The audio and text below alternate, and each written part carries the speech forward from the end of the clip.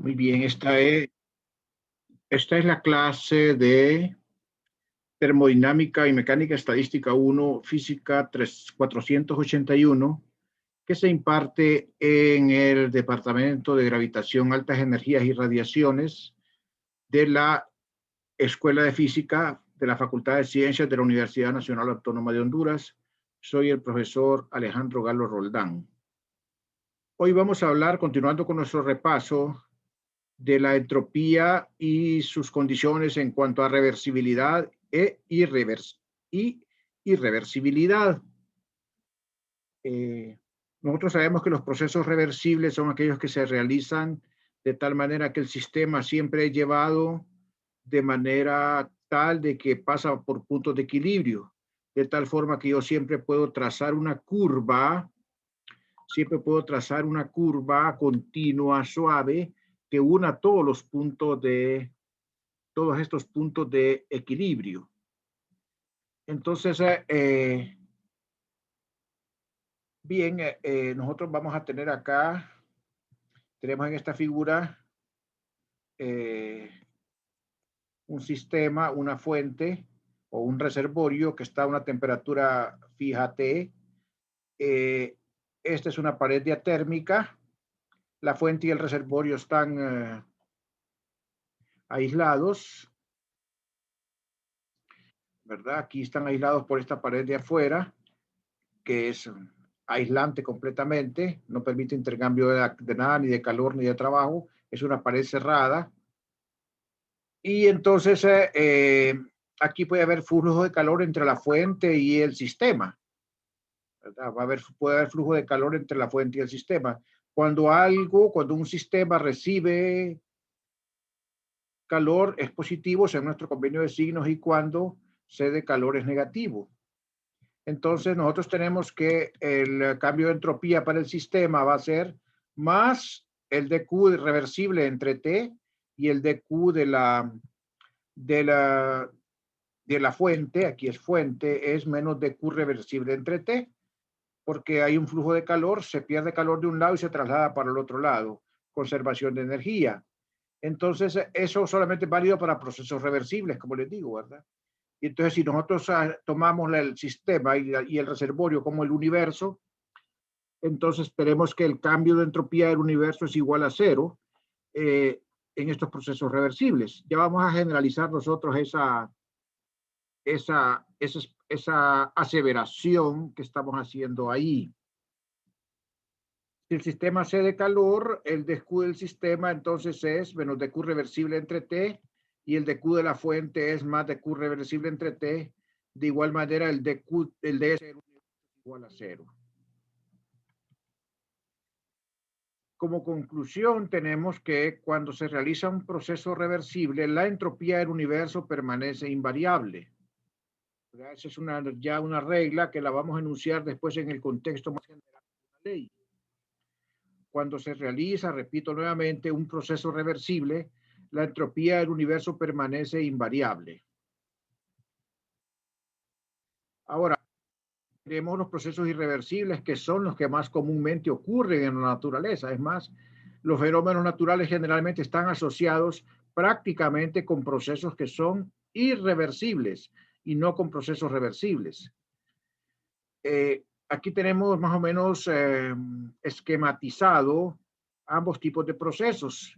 Tenemos los estados inicial y final de un sistema y que están unidos aquí por un proceso reversible, que es una curva continua, suave, ¿verdad? Y tenemos un proceso irreversible que lo especificamos como una curva dentada, así que no es suave, ¿verdad? No tiene características de diferenciable aquí la curva. Entonces, ese es un proceso irreversible.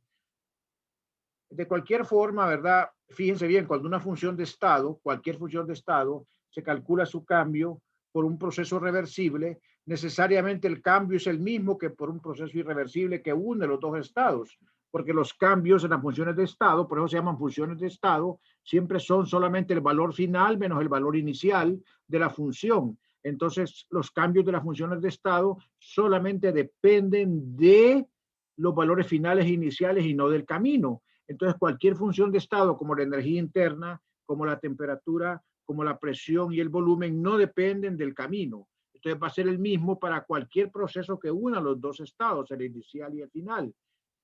Vamos a meter en ese mismo bolsa la entropía, porque la entropía es una función de estado. Entonces, si yo tengo dos puntos, un punto inicial y un punto final, y tengo que son unidos por un proceso reversible y por un proceso irreversible, el cambio de entropía va a ser el mismo por ambos procesos. Eso nos va a facilitar el cambio de entropía en procesos irreversibles, como vamos a ver después. Entonces, lo que hace uno en la práctica es que sustituye el proceso irreversible por uno que es equivalente. O sea, ¿qué significa que sea equivalente? No es cualquier proceso, sino que es un proceso que une los mismos dos estados. O sea, los estados iniciales y finales, los extremos son los mismos, ¿verdad? Para el proceso irreversible real que para el proceso reversible ficticio que nosotros estamos inventándonos para calcular el cambio. Si yo vengo y logro unir por un proceso reversible los mismos dos estados inicial y final, el cambio de entropía va a ser el mismo que para el proceso irreversible real. No sé si me captan aquí, porque eso es muy importante, ¿verdad? Eso es un concepto importantísimo, ¿verdad? Aparentemente muy trivial, pero es importantísimo y por eso me voy a parar un momento aquí para ver si lo logran captar.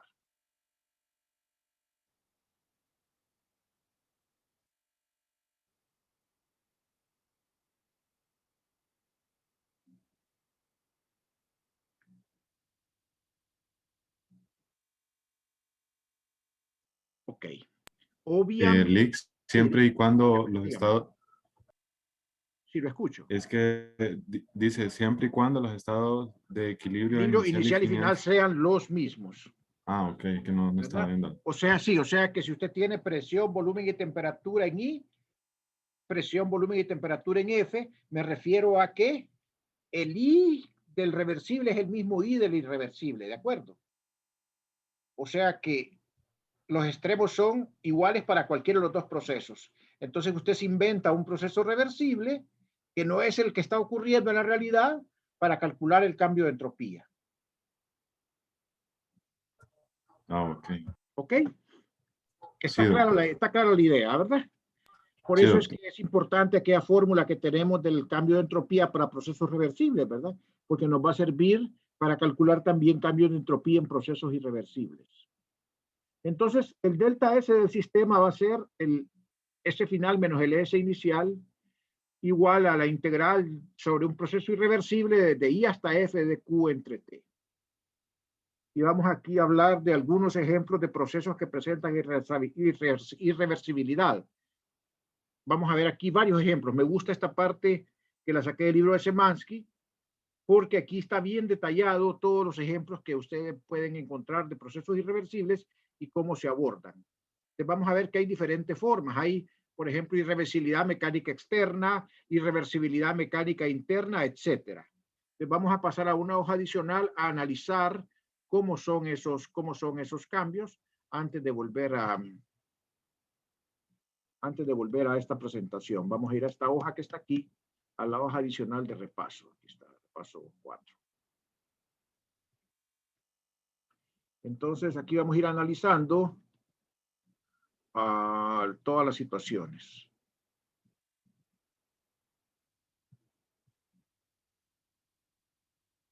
Que presentan irreversibilidad, ¿verdad?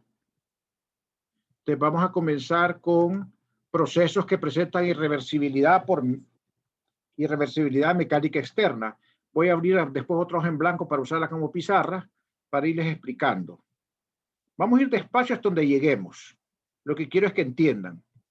Dentro de los que presentan irreversibilidad mecánica externa pueden haber, inciso A, aquellos que suponen una disipación isotérmica de trabajo a través de un sistema que permanece inalterado en energía interna de una fuente. Ya voy a explicar qué significa eso. Aquellos que suponen disipación isotérmica de trabajo a través de un sistema que permanece inalterado, el sistema permanece inalterado en energía interna de una fuente, tales como, ya vamos a listarlos, pero primero quiero explicarles qué significa eso. Para eso voy a abrir aquí una hoja en blanco, a ver si me deja esto aquí. Vamos a ver esta ventanita de aquí que no me deja. Vamos a ver. Aquí tenemos la hoja en blanco. Bien, entonces vamos aquí. ¿Qué significa eso? Bien, nosotros tenemos un sistema. Tenemos un sistema, permítame que aquí está cargando el PDF.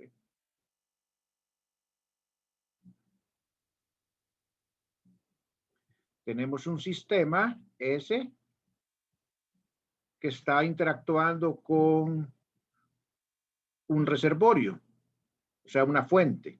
Acuérdense que le llamamos aquí fuente o reservorio. Entonces lo que ocurre, lo que nos quieren decir esto es que el sistema recibe un trabajo, o sea, digamos un W. Y ese trabajo no cambia en nada su energía interna. El delta U del sistema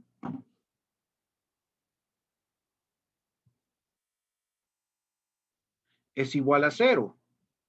Entonces, en este proceso irreversible, lo que hace el sistema es transferir completamente ese trabajo en forma de calor al reservorio. Acuérdense que el reservorio está a una temperatura fija T. ¿De acuerdo? El reservorio está a una temperatura fija T, ¿verdad? Como el reservorio es grande, esa temperatura es constante. Entonces, pero lo que ocurre acá es, cuando dice acá que es un proceso adiabático, es para el sistema, o sea, el sistema no experimenta ningún cambio, no recibe el calor, solo se hace trabajo sobre él y ese trabajo lo transfiere en forma de calor al reservorio. Por eso se llama a este proceso que es adiabático para el sistema. Entonces, si yo tengo para el sistema delta U del sistema es igual a 0, eso significa que Q es igual a W. O sea que el calor que el sistema está cediendo es igual al trabajo que recibe. Está convirtiendo íntegramente el trabajo que se hace sobre él en calor. Y ese calor se lo cede al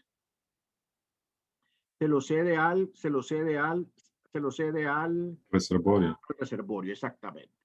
Entonces, ¿cuánto va a ser aquí el delta S del sistema? Pues el delta S del sistema va a ser aquí 0, porque no cambia su estado. El sistema permanece inalterado. En cambio, el delta S del reservorio va a ser entonces el calor que recibe, que es positivo porque lo recibe, entre la temperatura del reservorio. O sea, va a ser entonces simplemente W entre T.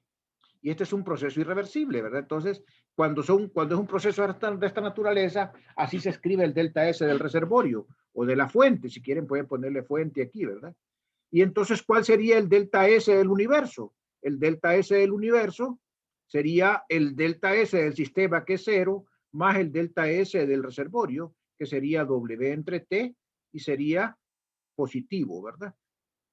Porque es igual al calor que está recibiendo el reservorio. Entonces sería positivo, tal como esperamos para un proceso reversible. Doctor, tengo una consulta. Sí, dígame. En un dado caso, usted nos dijo, ¿verdad?, que obligatoriamente en el reservorio la temperatura tendría que ser fija, ¿verdad? Sí, porque Pero el reservorio es muy grande, entonces es una cantidad enorme de masa, entonces para que cambie la temperatura tendrían que ser cantidades infinitas de calor, ¿verdad? ¿y qué sucedería con el trabajo que se está realizando en el reservorio? El reservorio lo que recibe es calor, entonces ese calor lo convierte en energía interna de él.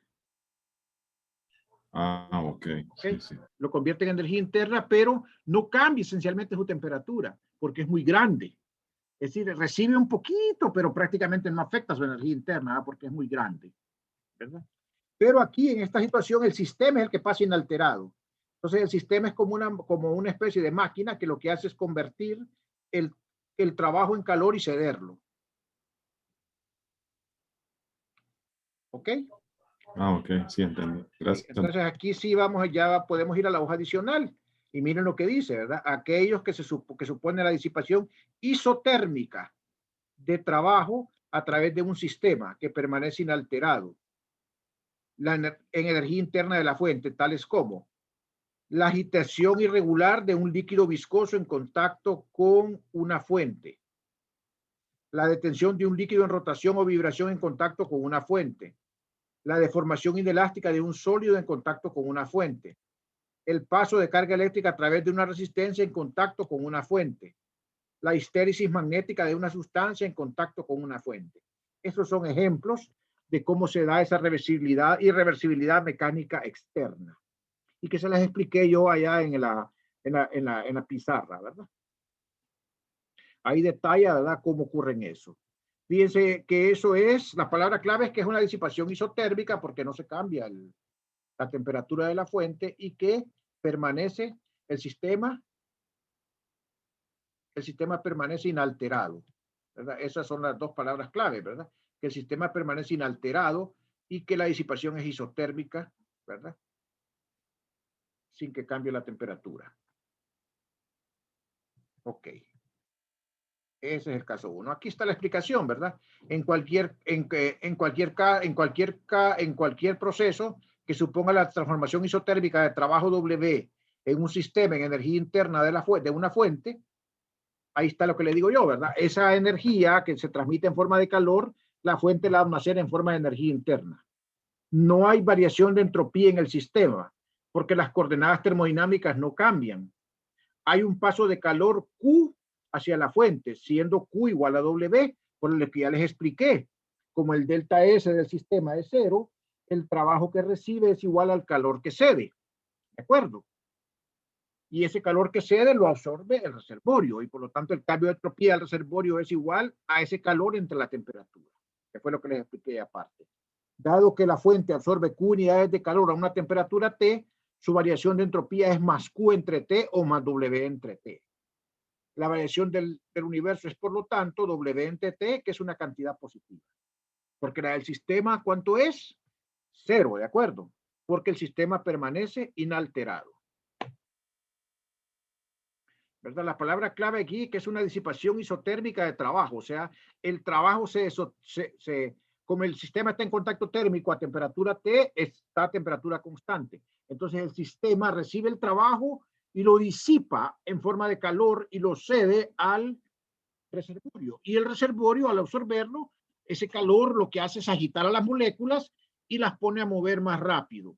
Las moléculas de él, ¿verdad? Pero sin que cambie la temperatura. Acuérdense que el reservorio no es un gas ideal. Si tuviéramos un gas ideal ahí de un tamaño definido, obviamente que la temperatura haría que cambiara la energía interna. Perdón, que el cambio de energía interna haría que cambiara la temperatura. Pero es como que ustedes lancen una taza de café al mar. ¿Ok? Cambia la energía interna porque de alguna manera algunas moléculas se van a agitar más, pero no cambia la temperatura. ¿De acuerdo?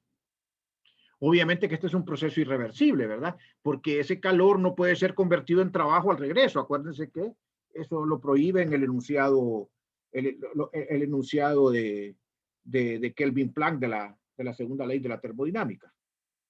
¿De acuerdo? Por eso es que el proceso es irreversible. ¿Estamos claros? Sí, doctor. Ok, ustedes me dicen si puedo continuar con el siguiente caso. Aquí no me le hacen caso en lo que sigue a lo que viene porque se me copió el mismo texto aquí, ¿verdad? Se me copió el mismo texto. Inciso B, ¿de qué estamos hablando? Estamos hablando en el inciso A de procesos que presentan irreversibilidad mecánica externa. Ya vimos el inciso A que suponen disipación isotérmica de trabajo a través de un sistema que permanece inalterado. En el inciso B, aquellos que suponen disipación adiabática de trabajo en energía interna de un sistema. Ahora el sistema sí va a cambiar la energía interna. Y como la energía interna del sistema, como el sistema es finito, ese cambio de energía interna sí va a cambiar la temperatura del sistema. ¿Ok? Ya va a ser diferente.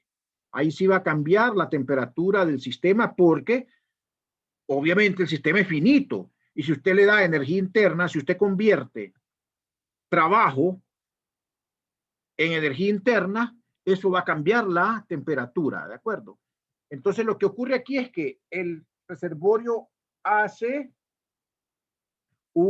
el reservorio hace trabajo, pero sin que haya flujo de calor ni adentro ni afuera sobre el sistema, y ese calor, ese trabajo se convierte en energía interna. ¿Verdad? Ese trabajo se convierte en energía interna, ¿de acuerdo? Se convierte en energía interna y obviamente parte se disipa en calor, porque no puede convertirse todo en energía cinética, ¿verdad? Sino que parte se convierte en calor. Entonces, la disipación adiabática de trabajo en energía interna de un sistema. La disipación adiabática sin que haya calor, fíjense bien, sin que haya calor. Entonces, ¿cuáles son los ejemplos de esta situación?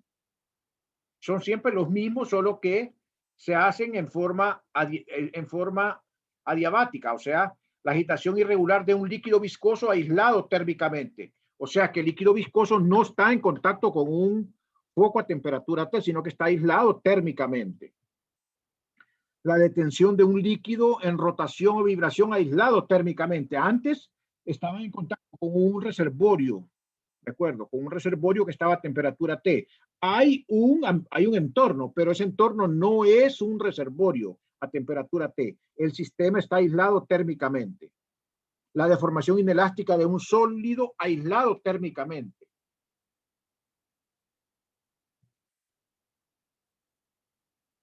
El paso de carga eléctrica por una resistencia aislada térmicamente y la histéresis magnética de una sustancia aislada térmicamente.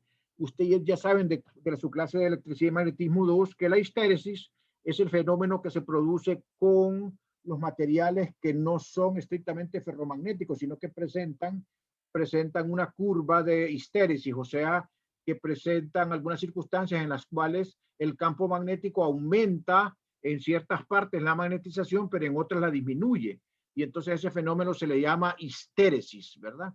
Ese fenómeno se le llama histéresis. Y ocurre más en los materiales ferromagnéticos que en los materiales paramagnéticos.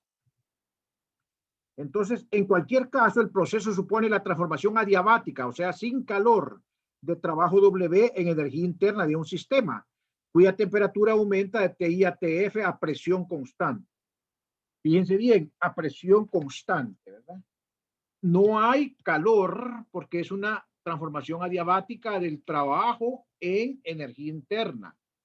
Ahora el sistema no está en contacto con el foco térmico porque su temperatura varía. Antes sí estaba en contacto con el foco térmico. Entonces, ¿qué es lo que ocurre ahora? Bueno, ¿qué es lo que ocurre ahora? Vamos a la pizarrita. Bajemos esto acá.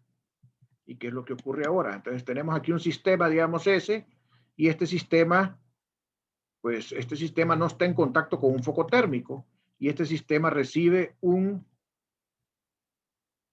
trabajo, digamos que con un émbolo alguien lo empuja. El sistema está aislado térmicamente, entonces no hay calor. Q es igual a 0, no fluye calor ni de adentro ni afuera. Entonces, delta de U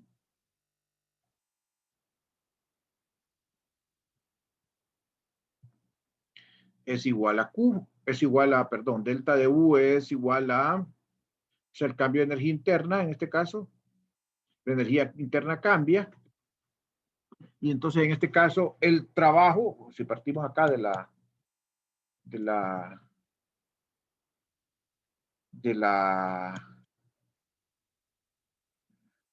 segunda ley, ¿verdad? Que diría aquí, bueno, escribámosla aquí, que Q es igual de la primera ley, Q es igual a delta U menos W. Entonces, en este caso, delta U, si Q es igual a 0, delta U es igual a W, el cambio de energía interna. Entonces, todo este trabajo que hace un agente externo aumenta la energía interna del sistema y por lo tanto aumenta su temperatura. Un sistema, repito, un sistema como tiene dimensiones finitas, un cambio en su energía interna va necesariamente a acompañarse de un cambio en su temperatura. Entonces la temperatura del sistema cambia. Si suponemos que el sistema se mantiene a presión constante, entonces vamos a ver cómo podemos calcular ese cambio de entropía. Entonces, aquí lo tenemos. Vamos a ver qué pasa cuando se cambia a presión constante.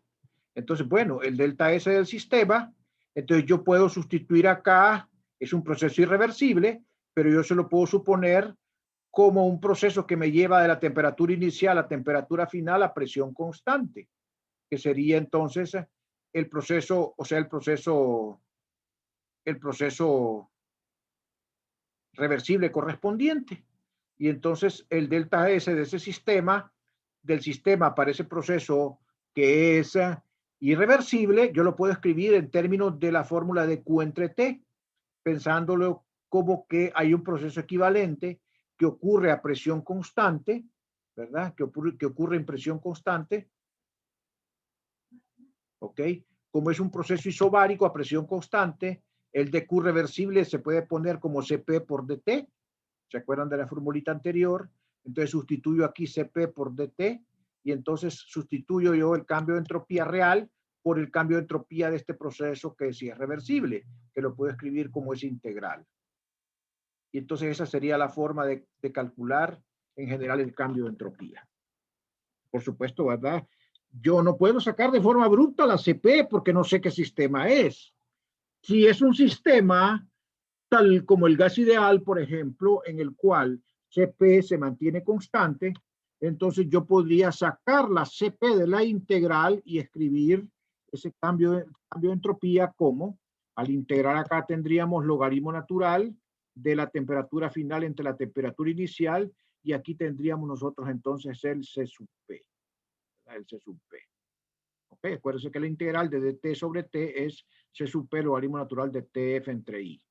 Pueden ver ustedes que como la temperatura final aumenta porque el sistema recibe energía interna, entonces la TF es mayor que la TI, por lo tanto el logaritmo es positivo y el cambio de entropía es positivo. Como el cambio, este es el cambio de entropía del sistema.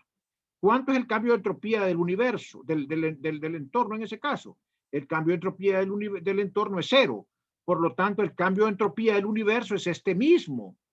Porque el cambio de entropía del sistema es cero porque ocurre que es adiabático el proceso. O sea, ni el sistema absorbe calor, ni el sistema emite calor. Por lo tanto, o sea, porque está aislado, hay paredes que son adiabáticas y que no permiten el flujo de calor. Entonces, ese proceso es adiabático y por lo tanto el cambio de entropía del entorno, de los alrededores, va a ser cero. Y entonces el cambio de entropía del universo es el cambio de entropía del sistema, el cual va a ser positivo en este caso, ¿verdad? Y que es C sub P logaritmo natural de TF entre TI. Si quieren les apunto aquí, ¿verdad? El cambio de entropía del universo es igual a el cambio de entropía aquí, ¿verdad? De los alrededores. ¿Verdad? Acuérdense que A significa alrededores más el cambio de entropía del sistema.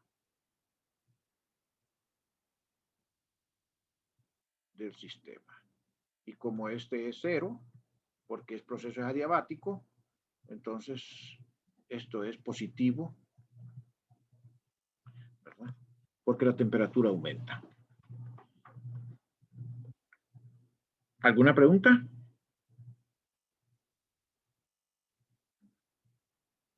Por mi parte, no, doctor. Ok, ¿alguien más quiere intervenir? Vamos viendo despacio esto, ¿verdad? Porque eso yo me recuerdo que los libros de física básica, o sea, en este caso el libro que ustedes llevan los libros que ustedes llevan de 200, no explican esto con mucho detalle, sino que lo ponen algunos de los problemas, y uno no sabe entender por qué razón están utilizando un proceso reversible para un proceso irreversible. ¿verdad? Y no sabe uno qué es lo que están haciendo en el fondo, o cómo están haciendo la similitud, ¿verdad? Es decir, yo tengo aquí un punto inicial y un punto final para el sistema, tal que este proceso a presión constante es equivalente al proceso real. O sea, si yo tengo un diagrama PV, por ejemplo, entonces yo tengo acá un diagrama PV, seguramente el proceso real es una cuestión tan fea como esta. Y entonces lo que hacemos ahora es que lo hacemos a presión constante, ¿verdad? Y este es el proceso reversible, que equivale a este irreversible. Entonces estoy yéndome por este camino de arriba a presión constante en vez de hacerlo por este dentado, porque no lo puedo calcular con la integral. ¿De acuerdo? Entonces me inventé un proceso que es el calentamiento del sistema a presión constante. No es ese que ocurre en la realidad. En la realidad está ocurriendo este dentado que está aquí. ¿Verdad? Que sepa Dios cómo será. Los procesos irreversibles son complicadísimos, ¿verdad? Requieren un tratamiento diferente. Si los quieren tratar tal cual, ¿verdad? Entonces, esta es una forma táctica, digamos, de abordar los cálculos de cambios de entropía para procesos irreversibles. Ok. Quiero ir despacio, no quiero correr. Déjeme ver qué sigue acá.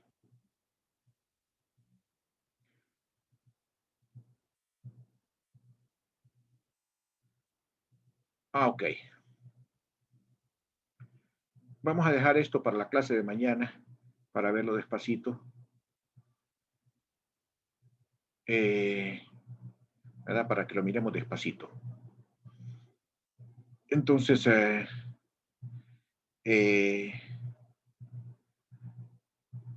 vamos a tomar nada más la asistencia de la clase ahorita. Espera un segundito.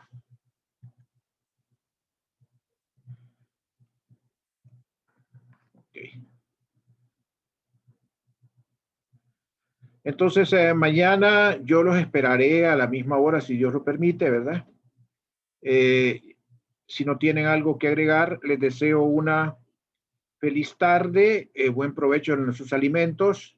Espero que el máster Jorge se comunique conmigo. Seguramente Jorge está ahorita en Olancho. Allá está. Escribió en el grupo de WhatsApp. Es que sí, mi teléfono no lo había visto. ¿Qué puso él ahí? Dice que está teniendo... Ajá, sí, correcto. Sí, entonces seguramente él me va a mandar la tarea pasada a LaTeX ya para mandársela, ¿verdad? Para que vayan avanzando. Ok, entonces yo en cuanto la tenga se las mando. Ok, entonces buenas tardes a todos y a todas. Gracias, igual, doctor. Gracias a ustedes. Gracias a ustedes por su atención. Gracias, feliz tarde. Feliz tarde.